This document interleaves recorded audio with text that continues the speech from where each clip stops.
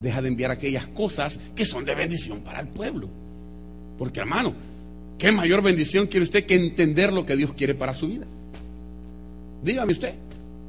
¿Qué mayor bendición hay esa para nosotros que ahora entiendo esto es lo que Dios quiere y es bendición para su vida? Entonces, cuando no se entiende es donde entra aquella angustia de que, ¿y qué será? ¿Y qué será? El pobre Samuel no había entendido todavía discernir la voz de Dios. Pero me gusta la inteligencia de este muchacho. Porque él no sabe distinguir la voz de Dios, pero sabe que su maestro sí lo sabe hacer. Y corre a su maestro. Y corre 3 veces. 3 veces. Y su maestro es el que entiende que Dios le está hablando a Samuel. Una característica linda de Elí, que no se puso de rodillas y le dijo: Señor, ¿por qué le estás hablando a este y a mí no? ¿Por qué a este muchachito sí y a mí no? Aquí el profeta soy yo. Aquí el sacerdote soy yo. Este es el que abre y cierra la puerta, pues. ¿Por qué le estás hablando a él? ¿Por qué no me estás hablando a mí? Pero Elí sabe discernir la voluntad de Dios. Por eso le dice: Samuel. Yo me imagino esa plática, ¿no? En su mismo corazón, en su mismo mente. Tanto que escasea la palabra y este no la sabe distinguir.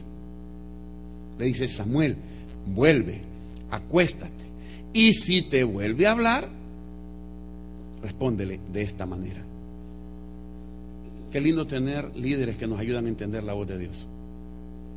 Qué bueno es tener líderes que nos dicen y nos enseñan a que sepamos distinguir la voz del Señor en nuestro corazón.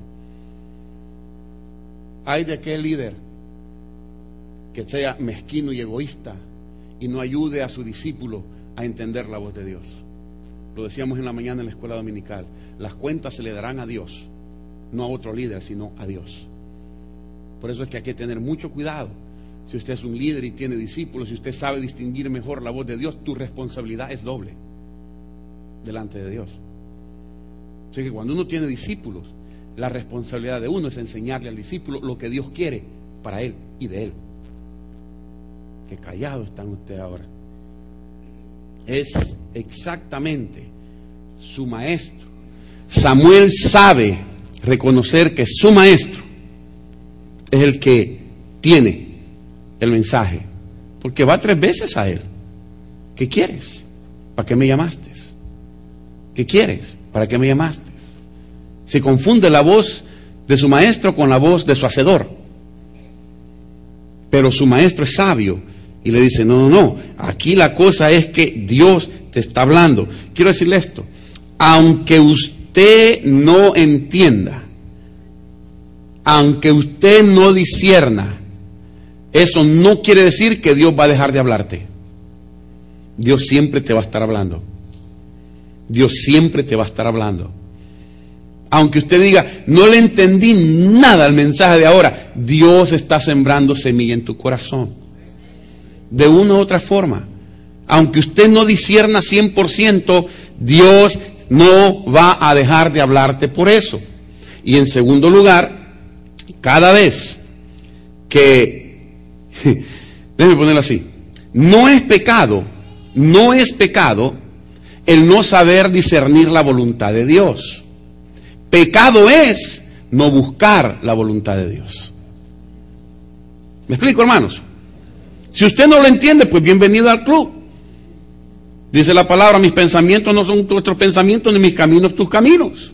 Claro, cuesta entender a Dios. Hay veces que Dios habla y uno se queda, porque cuesta. Por más suavecito que Dios hable para nosotros, hermanos, la voluntad de Dios cuesta entenderla. Cuesta entenderla.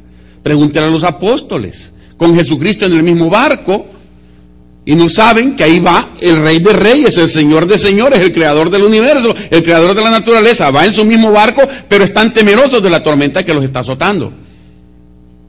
¿Cuántos no nos vemos en esa misma situación nosotros?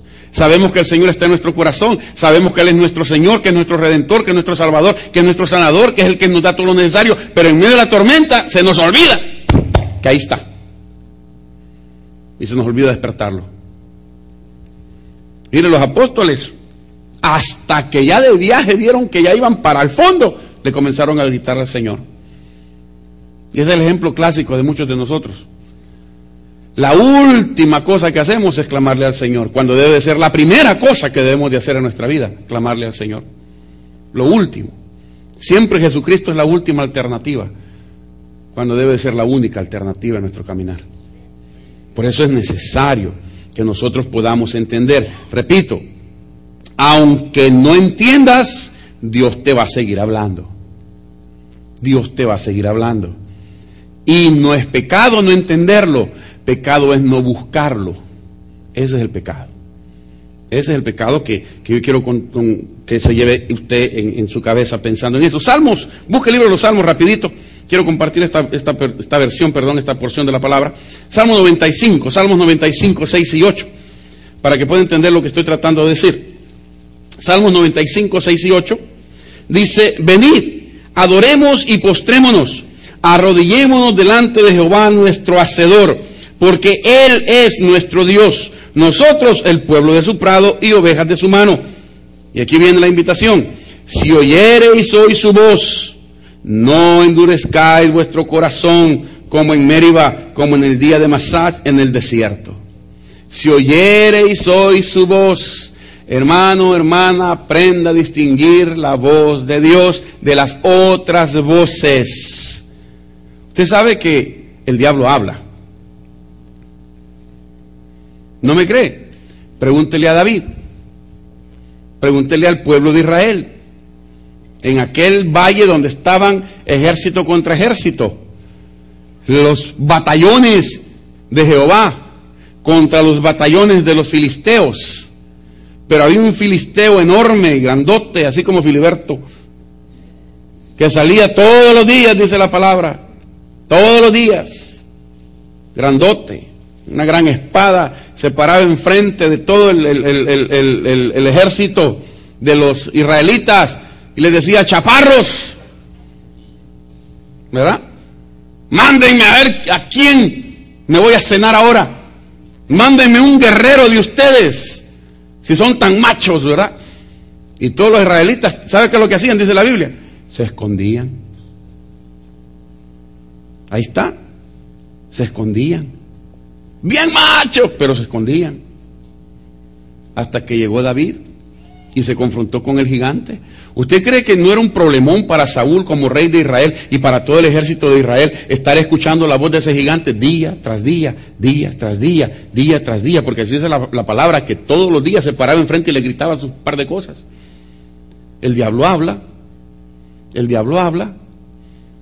No, ¿cómo no? Y bien feo que habla. Bien feo. Los demonios hablan. Los demonios hablan. Se lo digo por experiencia. Los demonios hablan. Tienen nombre. ¿Sabe usted eso?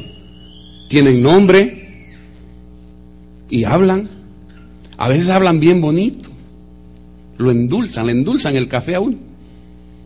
Pero cuando sale su propia naturaleza, su verdadera naturaleza, esa es otra historia. Esa es otra historia.